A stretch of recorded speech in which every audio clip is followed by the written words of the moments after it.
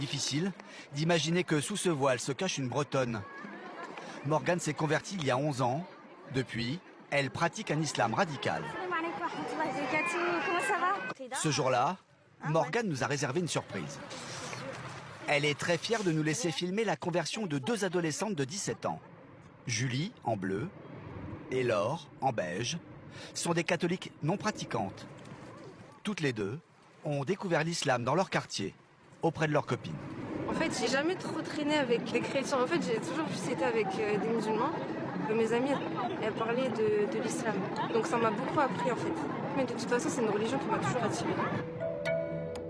Mais au moment de se convertir, Laure hésite. Morgane va la retourner en quelques minutes. Qu'est-ce qui te retient en fait? Ma famille. En fait, son père, j'en ai déjà parlé. Ouais. J'en ai parlé cette semaine. Et je lui ai demandé si je me convertissais. Mais au moment de se convertir, Laure hésite. Morgane va la retourner en quelques minutes. Qu'est-ce qui te retient en fait? Ma famille. En fait, son père, j'en ai déjà parlé. Ouais. J'en ai parlé cette semaine. Et je lui ai demandé si je me convertissais. Et il m'a dit, Cache, je te parle plus. Ok. Alors sache, moi mon père il m'a totalement renié. D'accord? Moi, j'ai pas envie que c'est comme ça. Si ton cœur ressent le besoin, dis-le. C'est pas tes parents qui doivent être une barrière, sincèrement. Après, la prière, tu peux la faire en cachette de tes parents. Donc c'est pas un souci. Ce que je lui ai dit. Parce que l'islam, c'est pas qu'une religion. C'est beaucoup. Non, pleure pas. J'ai pleuré, moi. Morgane y place de l'émotion. Tout le monde sourit. Mais bizarrement, dans le groupe, personne ne relève qu'elle la pousse à mentir à ses parents. Finalement, Laure saute le pas. Tu te sens prête ou pas? T'as déjà choisi un prénom musulman? Tu te sens prête ou pas? T'as déjà choisi un prénom musulman? Alia. Alia? D'accord, Alia. Tu vas répéter après moi? Eshhadu. Attends, juste, j'ai pas l'accent. C'est pas grave. Eshhadu. Eshhadu. Eshhadu.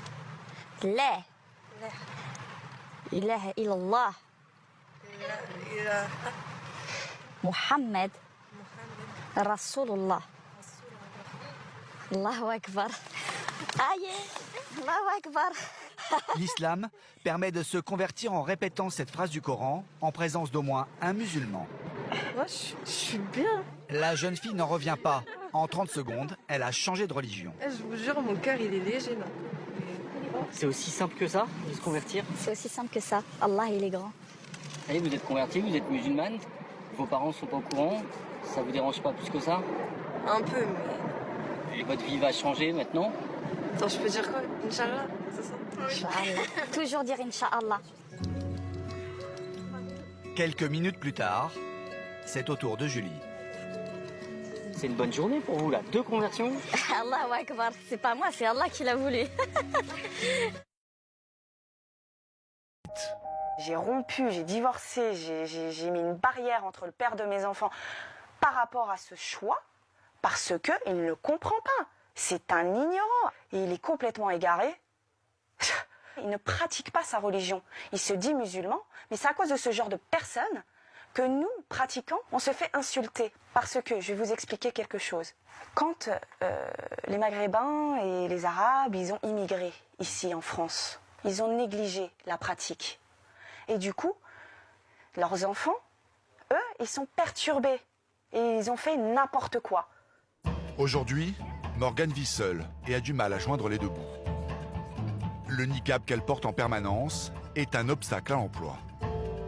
Ces derniers temps, sa situation financière s'est encore aggravée. En attendant son procès, la justice lui a gelé son compte en banque. Elle ne survit selon elle que grâce aux dons de son réseau. Comme l'État m'a gelé mes comptes, à tort, sans preuve et sans rien, je suis obligée de vivre par l'aide de la communauté. Et donc aujourd'hui, là, cet appartement, vous le payez grâce aux dons de la communauté? Bien sûr, on se mobilise, on s'entraide entre nous. Et vous recevez, c'est quoi? C'est des chèques? C'est quoi? Non, c'est de l'espèce, parce que j'ai plus de compte, donc je peux pas encaisser les chèques. Depuis qu'elle porte le voile intégral, sa mère refuse d'apparaître en public avec elle. Maman, elle a un peu honte de moi, donc elle ne comprend pas mon voile. Pour elle, c'est de la provocation. Donc je sors pas avec maman, même si au fond de moi, ça me fait très mal. J'aimerais sortir avec elle, j'aimerais faire des choses avec elle. Et j'aimerais que moi, ma mère me comprenne, tout simplement. De toute sa bande de copains qu'elle fréquentait en Bretagne, Tiens, regarde qui y a là-bas, là. Ah, regarde qui y a là-bas, là. seule une amie ne lui a pas tourné le dos. Ça va. Tu dis bonjour? Les retrouvailles sont vite interrompues. Comment tu vas? Bien et toi? Ça va. Une passante s'en prend à Morgane. Oui, c'était interdit ça. Pardon? Non, c'est pas interdit, madame.